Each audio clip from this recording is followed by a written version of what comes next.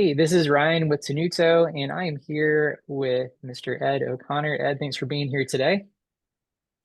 Ed is the CEO, visionary, founder, and owner of a few different companies that function as one enterprise, collectively known as 153 Industries. The three companies are 153 Yachting, 226 Marine Services, and 163 Waves. And in a nutshell, the three companies function in the luxury marine space based out of Palmas del Mar, Puerto Rico, which is on the southeast side of Puerto Rico.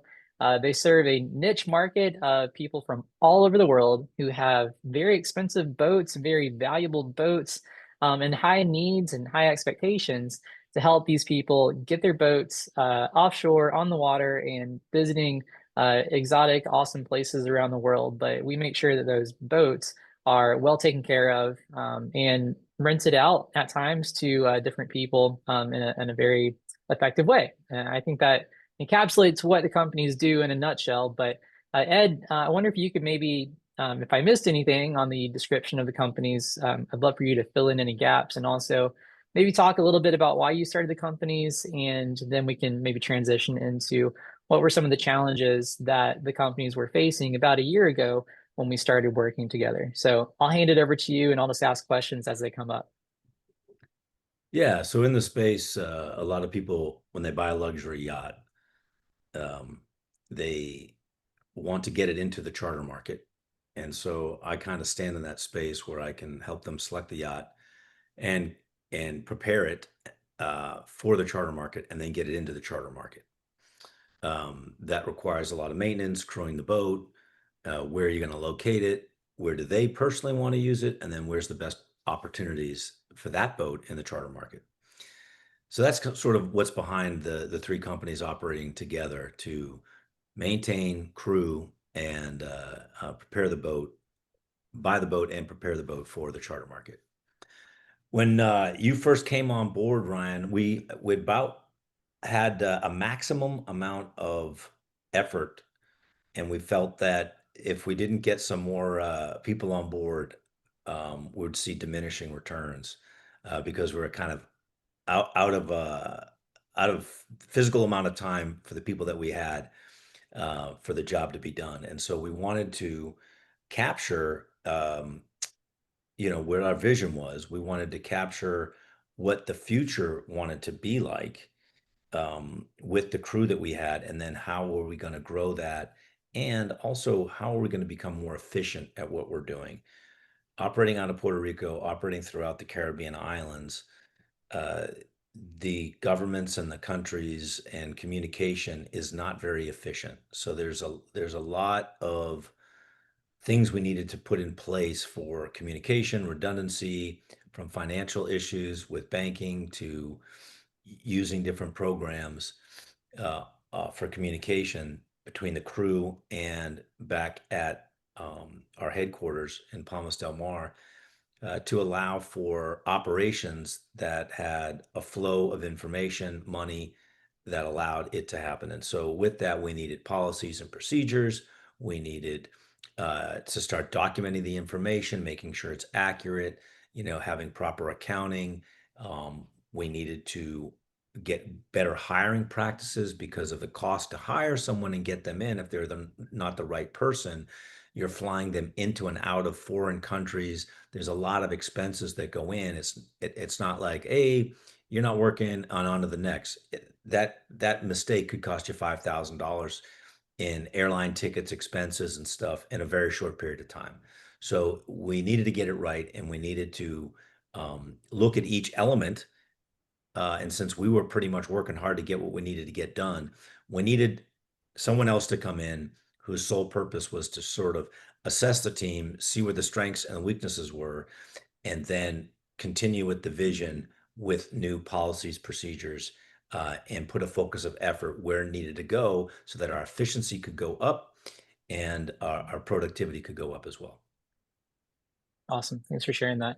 I won't keep you too long today. Really just want to get some highlights, but if you can think back to a year ago, what was kind of the state of mind that you were in regarding your outlook on the business, And what were some of the major, maybe specific challenges that are maybe no longer as much of a challenge today?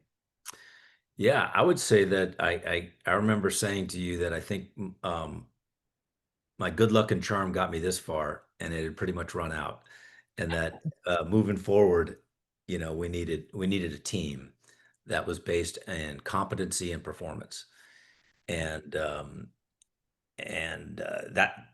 that's where we were. We needed to step in and get uh, competency and performance up, so that we can maintain our profitability. So that's kind of where we were a year ago. And now Mhm. today, we've made, key changes in key personnel, um, so that the people that got us to a certain point where we were maxed out, if they had more capacity, we kept with them. If they didn't, we had to, you know, look for someone that had either more capacity or capability. And most of our issues were not capability issues, there was capacity. So we were a small group of people with other jobs trying to make this happen on a smaller budget. And now we needed to, you know, find people that were working maybe 40 hours a week, completely dedicated to this job. And those personnel changes really allowed us to, go from the startup team to now the new team, which is increase in personnel with dedicated capacity to this job. Yeah, yeah. As I reflect on the last year, I think you put it right. There was kind of the startup mode that the company was in, which is all hands on deck, very scrappy. Everyone's wearing multiple hats. And then, frankly, I didn't realize it until I got in the mix. But, I was maybe part of that transition that we're maybe on the tail end of now of graduating from startup mode to, hey, we're a fully fledged, stable business. There's always room for growth. There's always room for more sales, and we'll have more hires to make in the future. But it seems like now we have a framework that we trust a lot more. Plenty of room to grow still, plenty of room to develop it. From the operations perspective, I see lots of opportunities still, but yeah, I think yeah, that might be the right way to put it is the graduation from startup mode and startup mindset to we really believe in what we're doing and we have more systems in place to support it. Correct. Yeah. It's been fun. Yeah, it has. Well, one last question before I let you go here. If someone is thinking about some of the missing pieces that they have right now, or things that they're missing right now in their business and their structure and their leadership. Um, thinking about your experience, what are any words of advice that you have? And this is not me trying to pull you to suggest me necessarily, but what are some words of advice you have for other business owners that are trying to graduate from that startup mode to whatever the next phase is in business? Sure. I think clearly one has to be introspective and open for feedback, especially in getting clarity on why they're in business and what that vision is moving forward. You worked very well with me. We worked well together to be very transparent about what's working, what's not working, getting clarity on, why are we doing any of this? What services are we provided? Who is the main client? And in some of our businesses, the main client are our employees. Where they're who we're working for. In other areas, it's the yacht owners, and in other areas of the business, it's the charterers, the people that want to use the boat for just a week. And so when we got clear on why and what the vision looked like, which we worked on, and you took all the information and created some great documents, our vision document, and we return to that on sometimes a daily basis on some weeks, and sometimes it's a couple weeks. But when we get a problem, um, we have to make sure it's aligned with that. And when we've made personnel issues and when we've made changes in the business, it needs to align with why and the vision. And by doing that, we're very firm where we are today, as anyone is in their life. and in a business. And I have a saying as I like to take ground and hold it. So, having spent a couple decades in the Marine Corps, it was always about the mission, take some ground that you can hold, and then once you can hold it, take a little bit more. And so to me, what's important is, the why and the vision, which was a cornerstone approach that were definitely aligned with me, and you came with that. Um, so, you know, in my opinion, the difference between where we were a year ago and today is we got clarity on vision, we got clarity on why, and we then supported what was already going on with more clarity in policies and procedures. And then we open the feedback loop. So now, when we're hiring people, when we're getting new clients, when we're opening new markets, we are making sure that those align, and we're not going after the shiny object. We're not just chasing what we think is going to make money. We are actually being purposeful and looking for the sales to continue to cast the vision. That's awesome.